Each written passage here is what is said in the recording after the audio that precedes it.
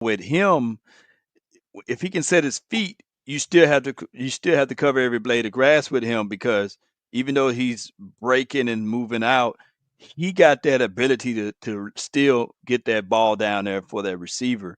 And that may separate him from anything that we had in the last 10 to 15 years if he's out there and if he's in that situation. When the pocket breaks down, he's rolling to the right. He's better throwing the ball, no question. I mean, that's what he wants to do when he's rolling to the right. When he starts moving to the left, you can tell he starts getting in like a little bit, like almost like a running back like type thing. And he's like, I'm about to make something happen, which like I said, I mean, I just think it's going to be.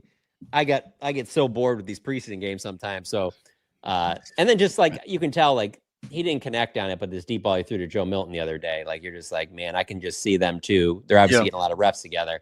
I could see by the end of camp, like they're really clicking. You said Joe Milton. Who did he throw the deep ball to, John? Mingo. Okay, yeah. Okay. Bingo. What bugs me, man, is our fan base is so divisive. Like we can't even be excited for a talent like Joe Milton because you want to say, oh, you guys are saying he's going to take Dak. No, that's not what we're saying here. Right. Not at all. To me, this is the first time they've had a talented raw quarterback that they have time to develop, quite literally. You know, when they got what was it last year when they got Trey Lance, like, come on, guys, like he barely played football, period. The quarterback position, period. And then he came at the end of camp, so he had one camp. It just wasn't ever going to happen. On the last year of coach's deal, just never really was a guy you're going to develop. You're getting Joe Milton with 3 years to develop if Dak can stay healthy enough to allow him to develop, or potentially 2 years if Dak moves on. So that is exciting in of itself because the Cowboys really haven't done that since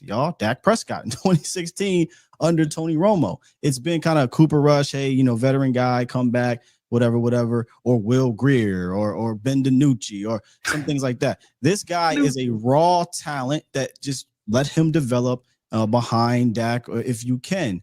But like you said, preseason is going to be fun. I think the offense changes a little bit. But there's a confidence that he plays with that differs from Trey Lance. It's easy to see. Trey Lance was very ho-hum, kind of woe is me. Hey, man, I'm just trying to prove everybody. Where old boy is like, hey, look, I'm going to go out there and get it done. Even though I might sell a pass or what have you. But that confidence is important because if he steps in there, he has to be able to galvanize these troops to win the game. And it's funny that you bring up like how fans will take it if you say you talk about him that like all of a sudden that you don't like Dak because – you know who is not like that at all? The person that matters the most in all of this, and that's Dak. And that's probably the best thing to happen for Joe Milton. Because, like, in talking to Joe today, I brought up to him, like, I'm like, what has that relationship been like? And he was, like, he said genuinely surprised at how helpful Dak's been because that's not what it was like in New England. And, I mean, his quote was, I've been in another building. I know how that goes. It's just very different over here. And I'm telling you, Trey Lance said the same stuff. And I'm not going to mention any names, but you guys can piece it together. These quarterbacks don't always help the next guy up. I'm going to tell you that right now. Don't get it twisted. Don't think that this just goes on like that because that's not what happens. Johnny Manziel said when he was in Cleveland, it wasn't Scott Tolzien, Johnny Manziel. Oh, yeah. He said when he got drafted, I was watching a documentary. He said when he got drafted, who was the backup in Cleveland when Chatbox helped me? And he said, he literally said, Sky, he was shaking, nervous. Because the backup basically would say, well, I'm not going to help you. And he was an older guy. He was a vet. He was like, I'm not. It was Hoyer. It was Hoyer. Oh, yeah. He said Hoyer treated him. Thank you, Nesto 302. And guys, we're going to get to your super chats as well. But he said, Johnny said Hoyer was just like terrible to him. I mean, Brett Favre and Aaron Rodgers. Yep. Oh, bro, but can you imagine though? Because another thing is this, John, like you said, not just knowing the plays, saying the plays.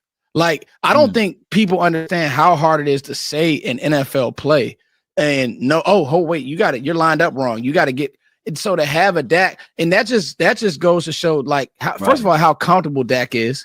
Second of all, like, he doesn't care. Like, and I respect that about Dak so much. He doesn't care what the media says, or he knows who he is.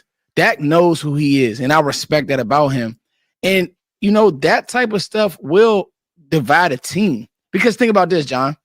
Other players can see, hey, why Dak treating him like this? Why what is he nervous? What's the vibe? And so I felt like that was awesome. That because I saw that clip, John, that Joe said that. And then honestly, just I know that it can be blown out of proportion, like it's this big thing, and then some people just roll their eyes at it. But I mean, even the fact that we're going on now, I don't know, 4 or 5 years of Dak planning that trip between the end of mini camp and the start of training camp, where he brings the other quarterbacks, he brings the wide receivers, the running backs. Like, if that's not a big deal to you, that's fine. Just go ahead and tell me all the other people that are doing that, because there's not a lot that do something like that.